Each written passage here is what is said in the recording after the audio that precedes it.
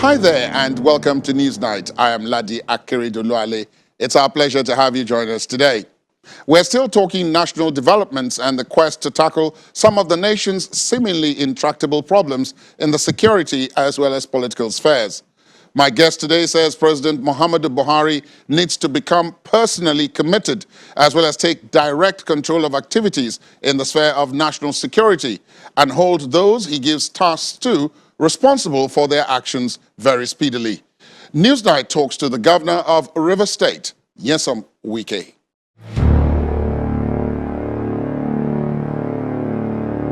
Your Excellency, thank you for your time. Welcome to the program. Thank you very much. Several things have happened. A lot of things are happening all through. About 2 years ago, I was here to speak with you, and at that time, things were very different. But today, things are again very different. Let me start with what everybody is talking about, which is the issue of security.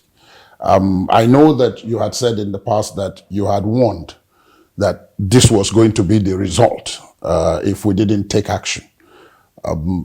Beyond the fact that it seems as if you are being proved right, what do you make of where we are now? It's thank you. Very unfortunate. If you listen to what the Minister of Defense said, that Nigeria is bleeding. Nigeria is bleeding. We have had crisis before. We have had a state of insecurity that has not led to this level. Every day you wake up, shedding of innocent blood. 20 in this state today, 30 in this state tomorrow, 100 have been kidnapped, 300 have been taken away, they cannot be found. Whose responsibility? Government responsibility. Who's in charge of security? The federal government is in charge of security. Who is the commander-in-chief? The president under the platform of APC. And when citizens cannot be protected, then there's nothing like governance. There's not like governance. So when security has collapsed, then governance has collapsed. There are no two ways about it.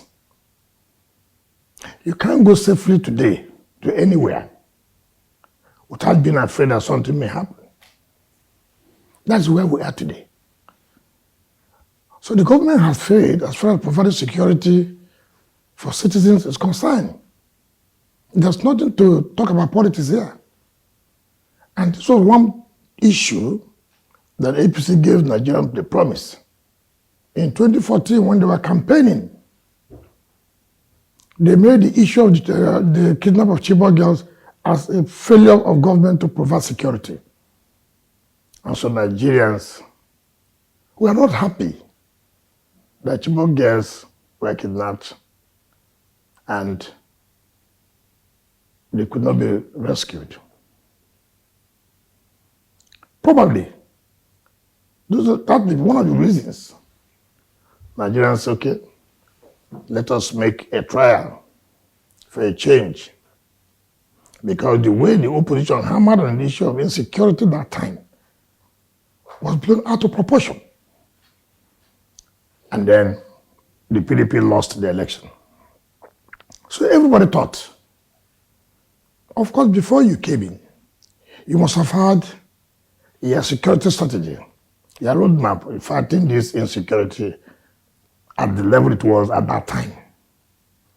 But instead of coming down, it's increasing daily, which means the government has no plan to provide security. They have no more ideas. It doesn't matter how many times they call for meetings. And that's what Nigeria should know. With this alone, what confidence do they have in the present government? What story would the government tell them? Would this party tell them? give us another opportunity, we're going to provide better security. No. That chance they had, they've lost it. I feel for it. I'm pained because I know what I passed through in providing security at the level we are.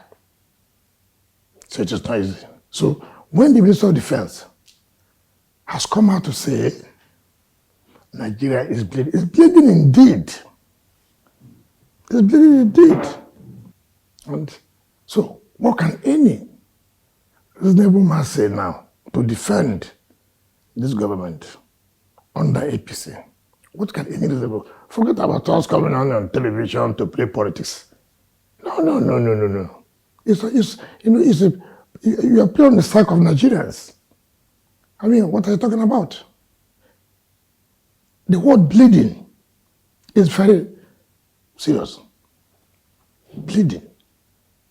And you know that indeed Nigeria is bleeding because the government that promised us security has failed. So it's an opportunity for Nigerians. That's okay. Now you have failed. Let's look for an alternative. At the level of Rivers State, Your Excellency, you've decided to take a different approach to this whole matter at the level of Rivers State. You set up your own security outfit. Yeah. At a time that some of your colleagues in some of the other zones, like Southwest, Southeast, North Central, are doing regional efforts.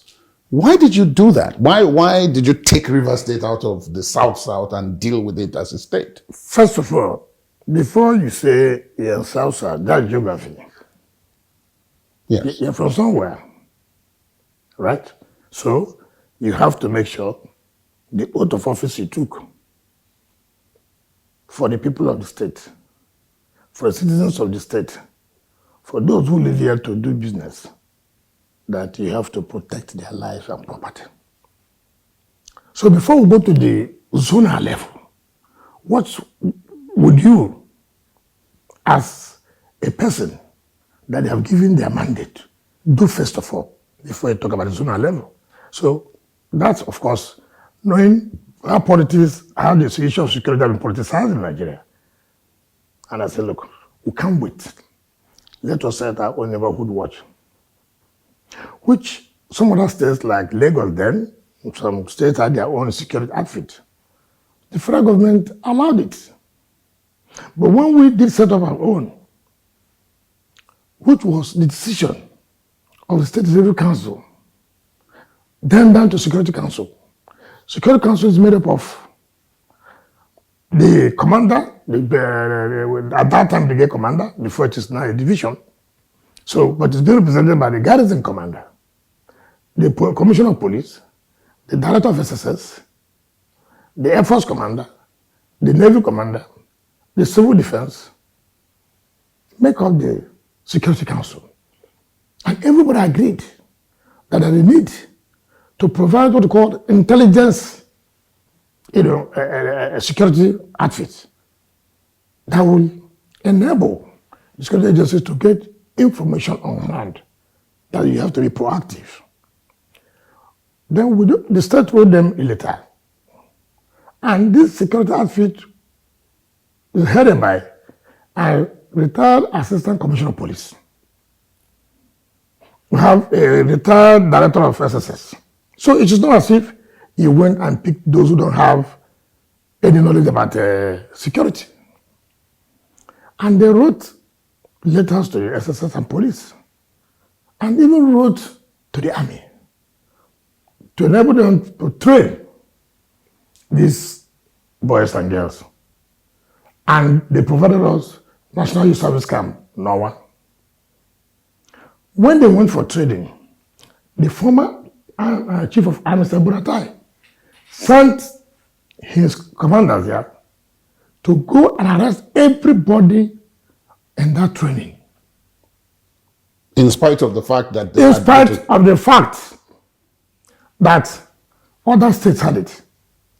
What was it? That, oh, they will be used for politics. that the election was coming closer. What are you talking about?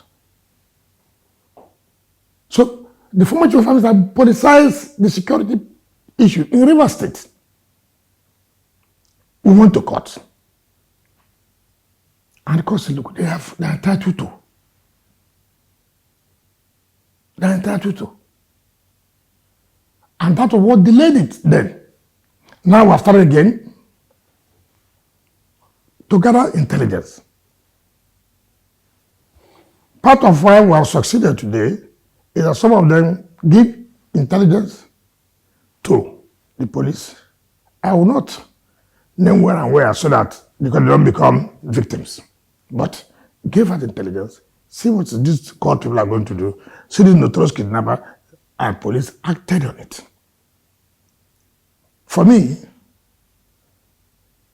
I can't sleep when you are being told that there are security issues there and there. There's no way you can sleep well.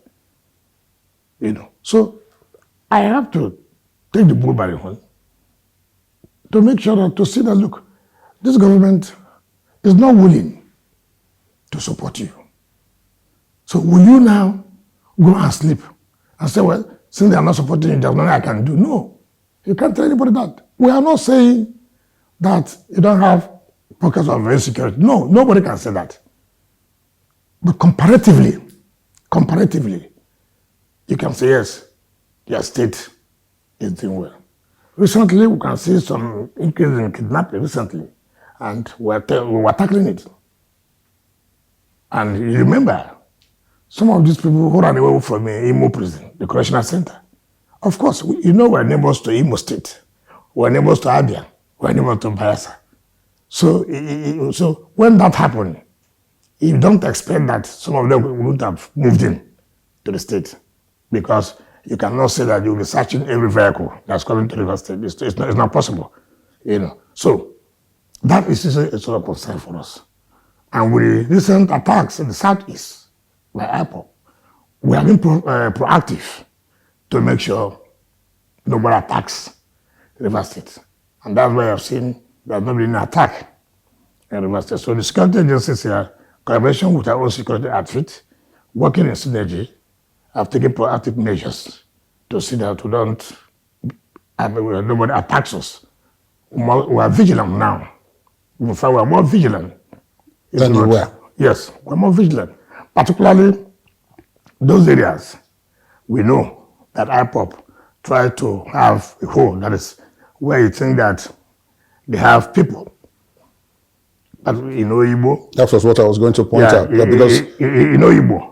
Yes. In the run-up to this crisis, yes. This latest one in the southeast, yes, there had been issues in that Oyibo, and each time people tended to ask the question, why is Governor Wike so insistent on these people not doing anything in that place? You were adamant that they wouldn't be allowed to do anything, even though sometimes they call it solidarity rally, group meeting, and so on. Is it because you already had the information that this was coming? What did they, some of them we know, the public don't know. And when you have security intelligence, you don't go out to announce it to the people. You meet with the security agencies. You say, look, sometimes when you have intelligence, don't just say, well, we have checked. It may not be correct. There's nothing wrong in taking proactive measure, even if it turns out not to be correct. But you would have protected, assuming anything happens. Right. Now, like what happened recently, the way IPOB operates, they may not come out to say IPOB have meeting. They name it, say, oh, the Igbo people want to have a meeting, right? And then, and where do they want to have that meeting? In Igbo.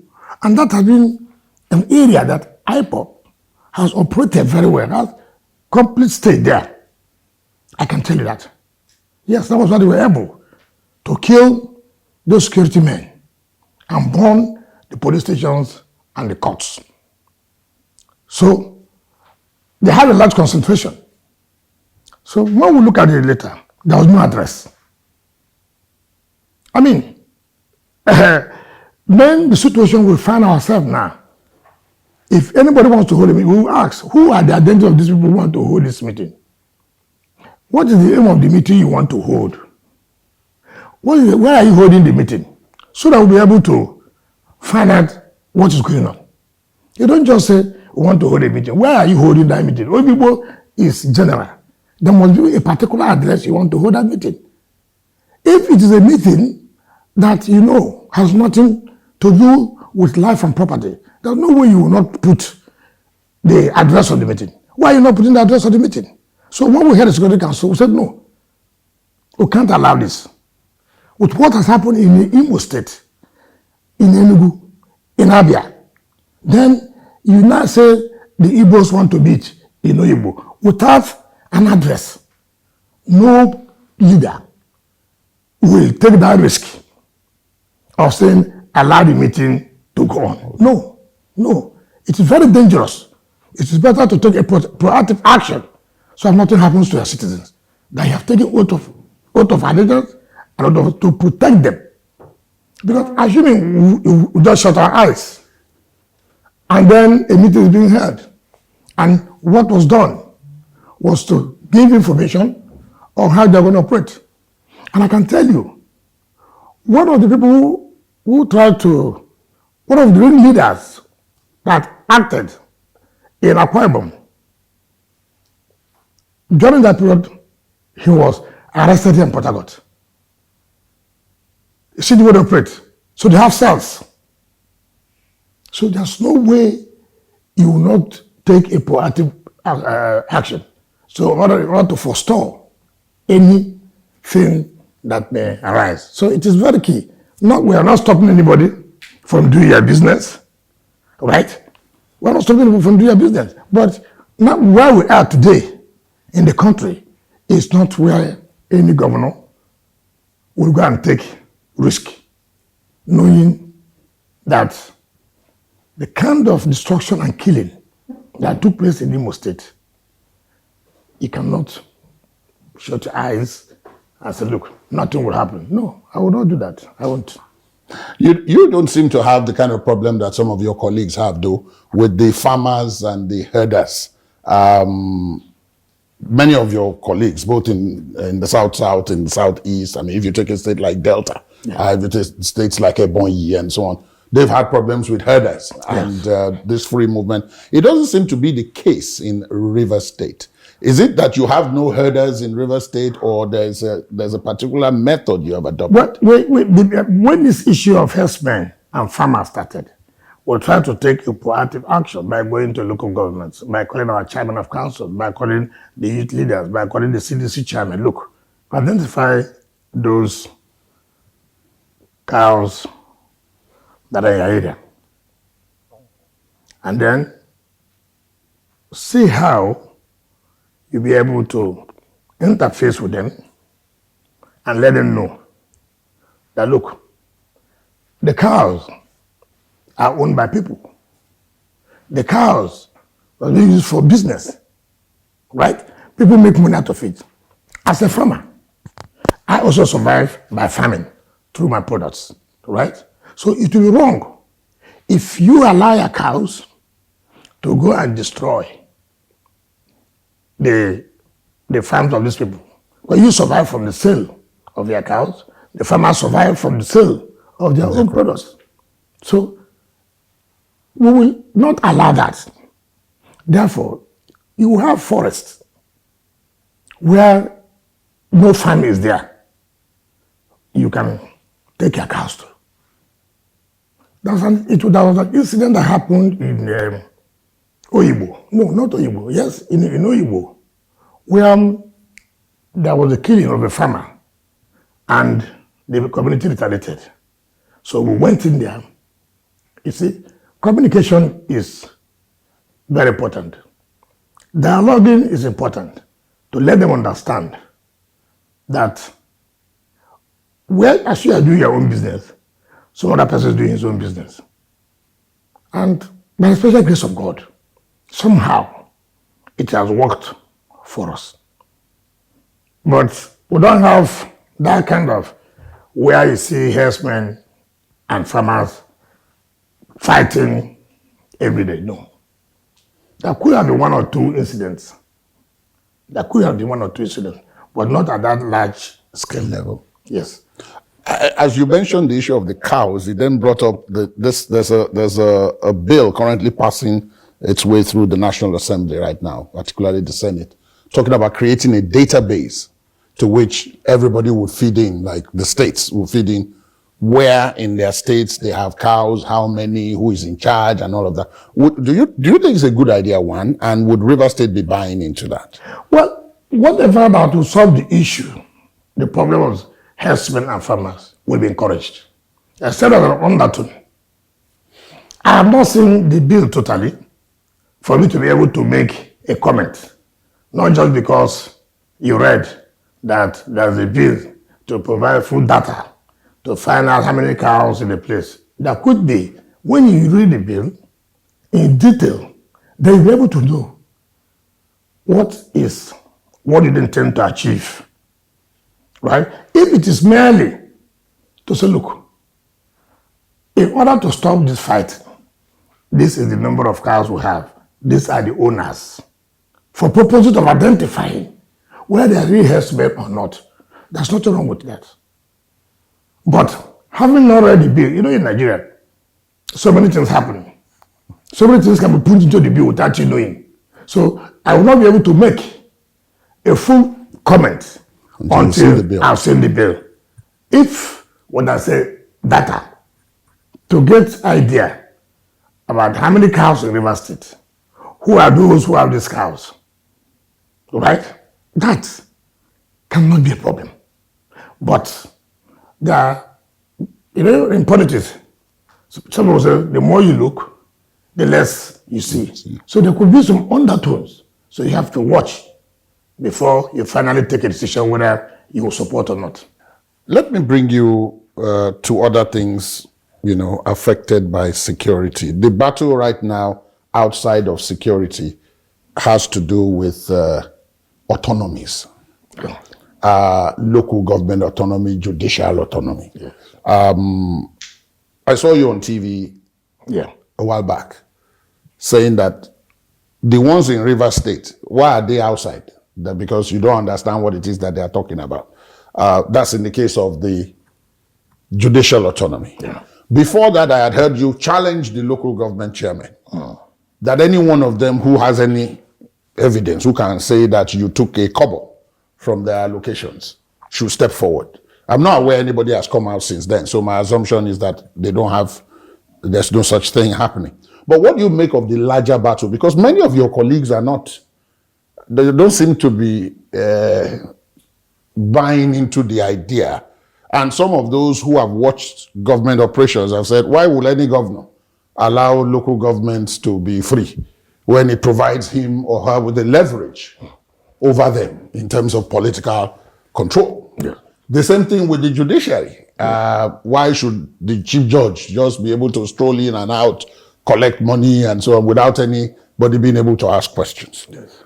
So they don't seem to be willing to let go. From what I've said so far, you seem to be different. Yes. Why? Well, it's a matter of what you believe.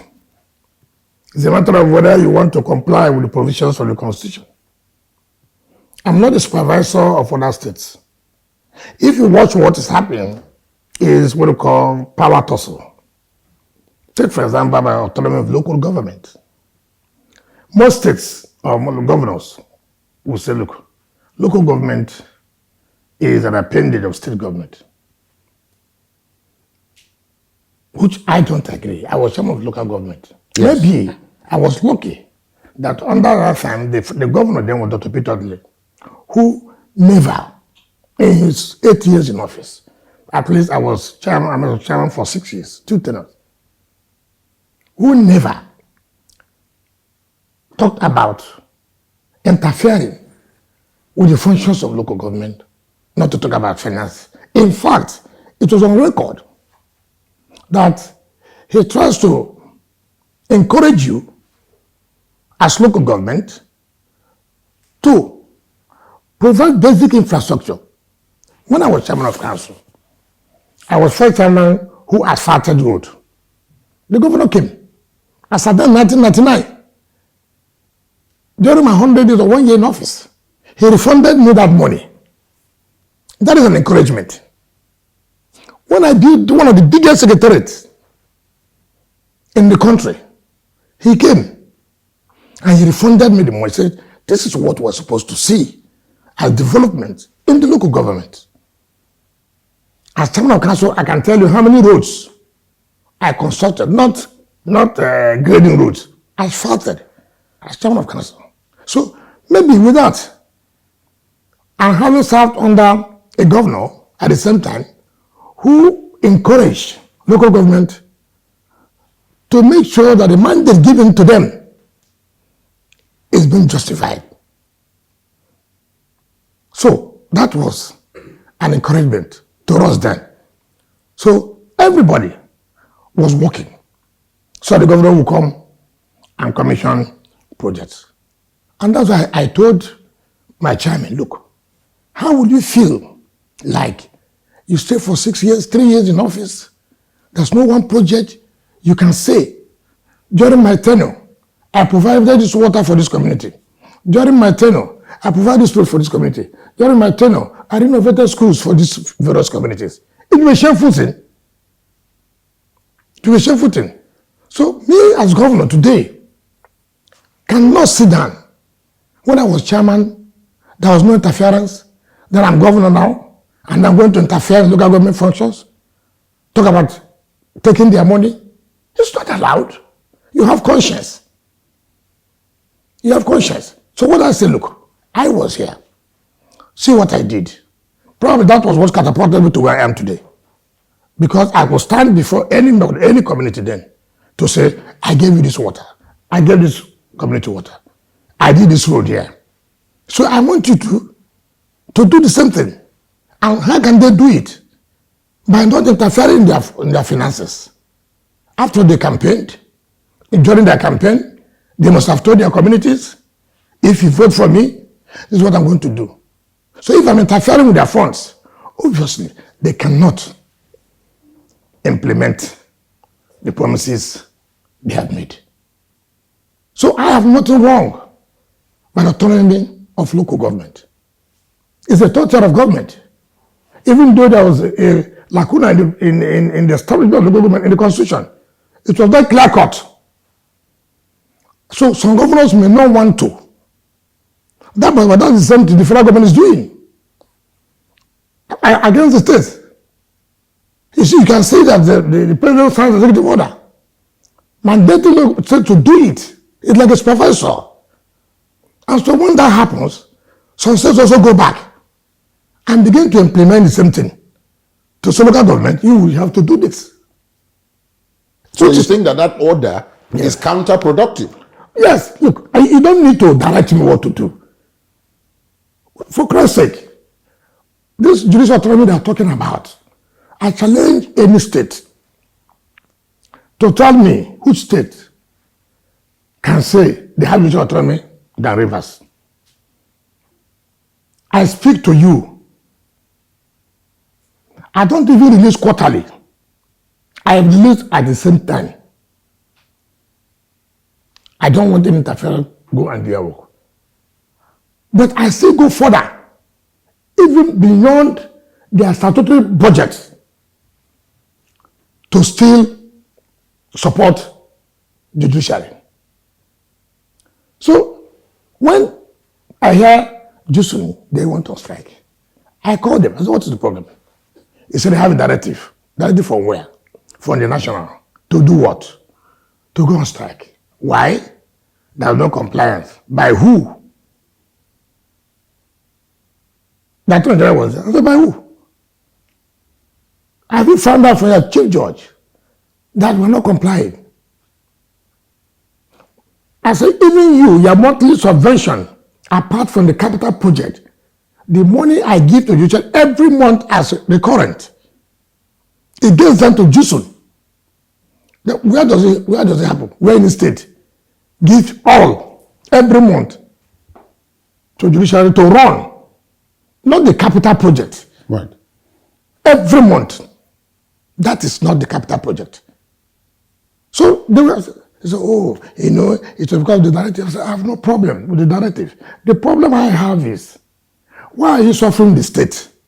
Simply because others have not complied.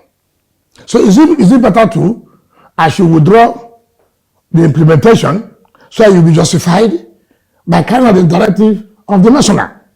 Does it make sense? So what they're encouraging me is for me not to implement so that you can join the national strike. Because why would I be implementing and my state is suffering?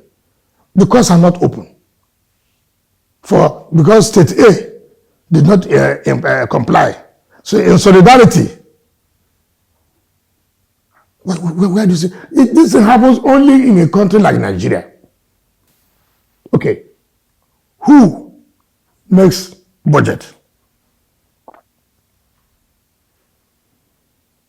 Can you tell the secretary what to spend? No. Fine. So if I say for this year, this is the priority of the executive because I was the one elected. If I say for this year's budget, this is what the executive is going to spend. Our focus will be on agriculture. Our focus will be on education. Our focus will be on health.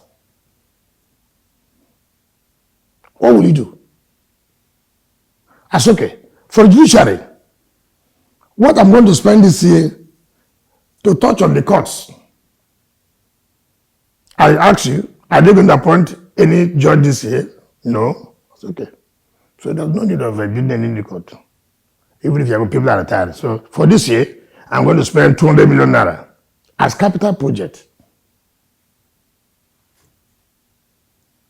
But you know that is nothing. But that's what is the budget. That's what is in the budget.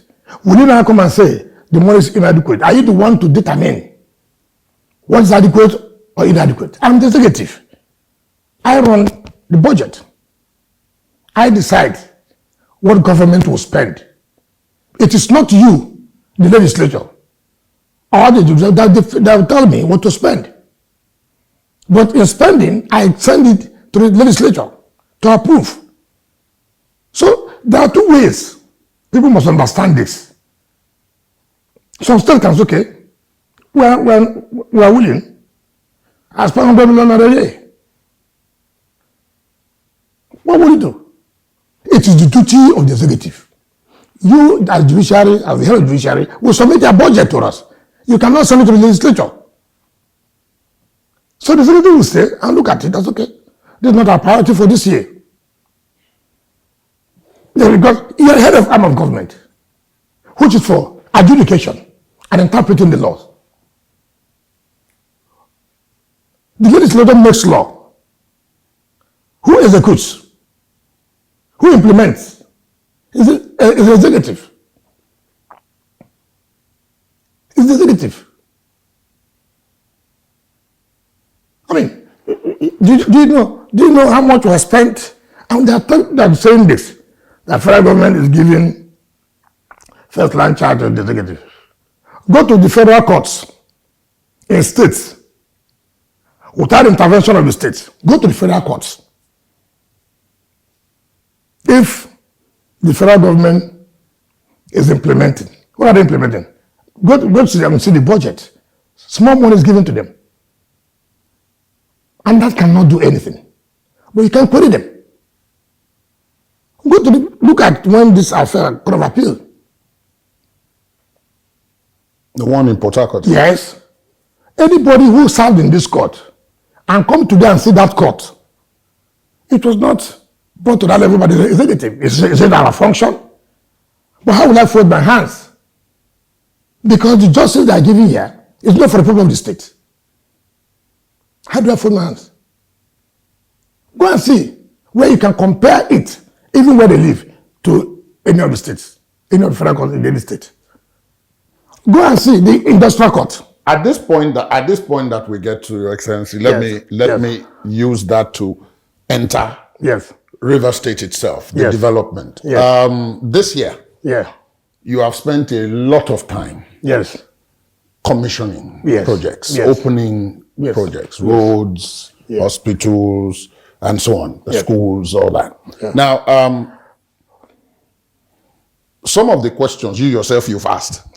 For example, that about people saying, where do you get the money? knowing fully well what the economic situation is. Yeah. Then COVID happened, making the situation even worse. Yeah. But still, it was a year after COVID came that you started commission. Yeah. I'm not going to ask where you got the money from because you already answered that question when you said it's not their business. Yes. Okay. But I'm going to ask, what is driving this? Because one can identify certain things. You're doing flyovers. Yeah. You're doing roads. Yeah. Hospitals. Yes. Schools. Yeah. Is there a connection between all in your mind? You who is doing the implementing, is there a connection? What are you hoping to see when in your mind this is complete? Well, you see, the problem we have in this country or in this state, for any service you want to render, you must be prepared for it. I wanted to be governor, so I asked myself question, if I'm governor, what am I going to do? So that is always in my mind, even when you are sleeping. Hey, do you remember they said the roads are not there? Hey, do you remember when you said the health care is not good? Hey, do you remember that you have this thought about improving the quality of education? Right? Because you had planned before you came in. Part of the problem we see is the system of where I impose you on people. Because I'm bringing you when you haven't said you want to be a governor. So I don't say you're not prepared. You're not prepared. So it becomes difficult for you to be able to do governance. So for me, I've always said, what am I going to do different for people to show, compare yesterday and today, right? Rivers State is known for Garden City, but we lost it. Now an idea is, how do we bring it back, right? So if you have that kind of idea, one thing that now comes, how do I generate the funds to be able to achieve this? It's not how much funds you have, it's how you're able to manage the little you have. Part of the problems we have is over inflation of contracts, right? And that makes most of the contracts abandoned because the money is not there. Two, part of the problem we have is politicize the issue of provision of infrastructure, right? He supported me. He supported me. Now, and I know he has no capacity to do this road. I know he has no capacity to do this bridge. But because they supported me, I'll give them the job. Right? And then at the end of the day, the job is not done. Two things comes. The state had lost. And then it starts having political conflict with the person or with the persons. Right? So as a leader, you make up your mind.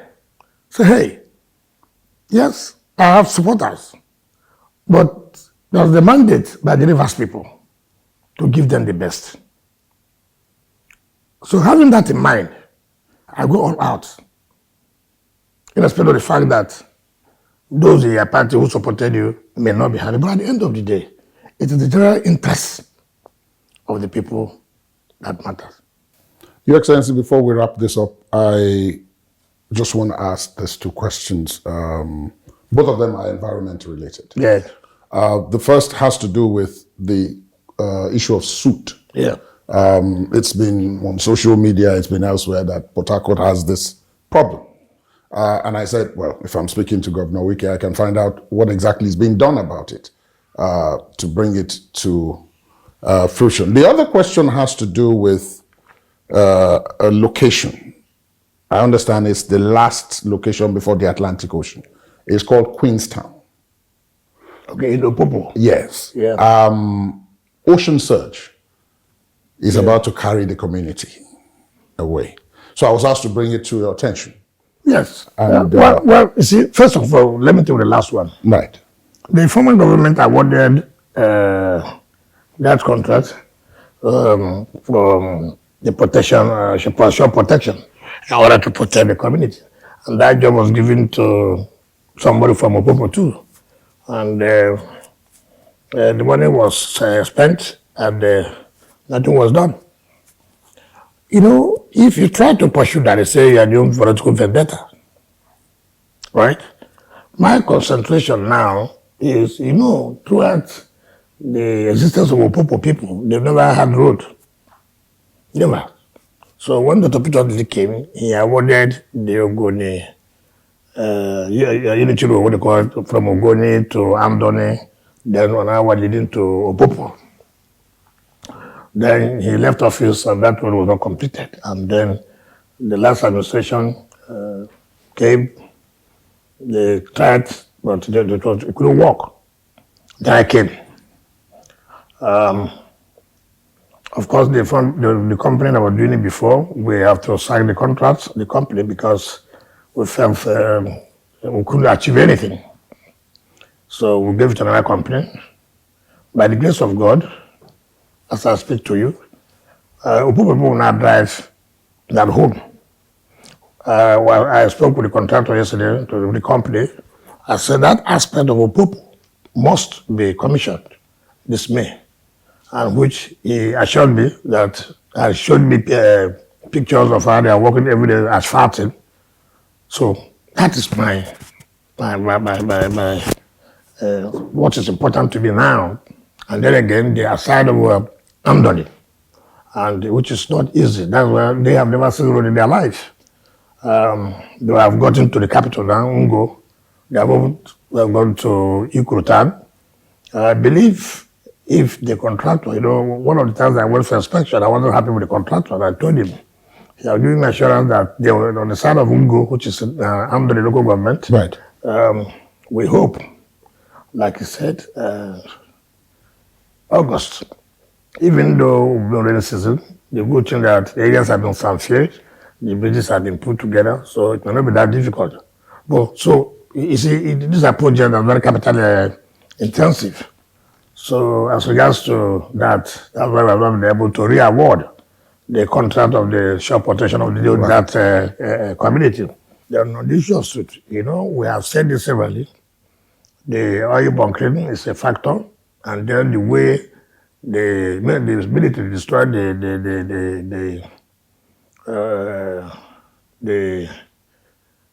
this profile, the oil bunkering, that affects, that is the essence of the whole suit. They ask yourself, what do I do? I'm not in charge of the security. I can't command the army or the navy. I can't. So it's a problem. So we have started one of the environmental lawyers to look at the legal issues and see how we can tackle the companies and the government and see what we can do. Though a study has been carried out, and largely most of these things has to do with activities here. Yes. Your Excellency, looking ahead, and back to what we started with, the issue of security. Yeah. If you were to say now, if President Buhari was listening to you now, what would be the critical point, if you were to say maybe 2 or 3 of them, that he could do immediately to solve, not solve the entire thing, but bring it under control? What would those things be? How did you bring it? It is important not to say I'm committed. It's important for you to be committed, to be seen to be committed. I was surprised when I was watching the television, when the House of Reps invited the Chief of Army Staff about the purchase of weapons. And he said, look, you know the right people to ask. And you remember there was a time $1 billion was taken from the SS crude account to provide for security. And it tells me, if I should release that money as the chief executive and chief security officer, knowing how Nigeria is, I will make sure that those weapons were bought. And the right ones were bought. I can't be, because you see, there are things in fighting, insecurity. You can't just be sitting down and say you're fighting security. So you must, first of all, make sure such equipment are bought, and the proper ones are the ones that are bought. It is key. You have to take leadership. I couldn't have released $1 billion. And then nobody can show me those equipment. Even if those who are at the health of affairs of security, they have left, the onus is on you. You can still summon them back. Where are the equipment that we bought that I released $1 billion? Or some say you did not release the money. That the new people have now come to say, look, they need equipment to fight. They don't have equipment. So that call for some consign. You must be in charge and hold those in authority. I don't play politics with that. Your Excellency, I want to thank you so much for your time. Thank you Thank you very much. for speaking with us. Thank you for the opportunity. Thank you. That's NewsNight today. Thanks for watching. As always, we are happy to hear from you on what you've heard today and much more on our social media handles, which are right there on your screen. You can also listen to this and previous episodes of the program via our podcast. Visit our website, channelstv.com, and go to podcast. I am Ladi Akiridoluale. Goodbye.